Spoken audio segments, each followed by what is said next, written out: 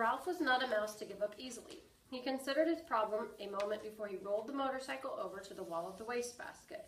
Then he seized the apple core by the stem and dragged it over to the motorcycle. By putting his shoulder under the stem end, he managed to raise the core until it was standing on its blossom end. But when he put his front paws around it and tried to lift it, he found he could not. The core was too heavy to lift onto the seat of the motorcycle. Ralph was disappointed, but when he stopped to think it over, he saw that even if he could manage to get the apple core on top of the motorcycle, it still would not be high enough to allow him to climb out of the wastebasket. Bruised and defeated, Ralph dropped the core and decided that he might as well be thrown out with the trash on a full stomach as an empty one.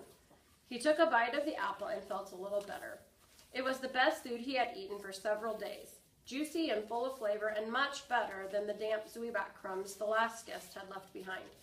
He took several more bites and settled down to a hearty meal, saving the seeds for dessert. 2 ants scouts appeared on the rim of the wastebasket.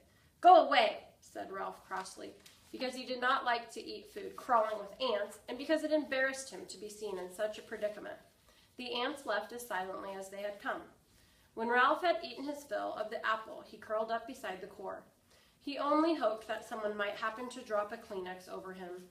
It was bad enough to be carried to one's doom in a wastebasket, but to be carried to one's doom by a shrieking maid was unthinkable. There was one tiny ray of hope. If someone did happen to drop a Kleenex over him, he just might have the chance to jump and run when the maid tipped the basket up to empty it into the incinerator. The thought that the boy was sure to miss his motorcycle and start looking for it kept Ralph tossing and turning behind the apple core until, stuffed and exhausted, he finally fell asleep.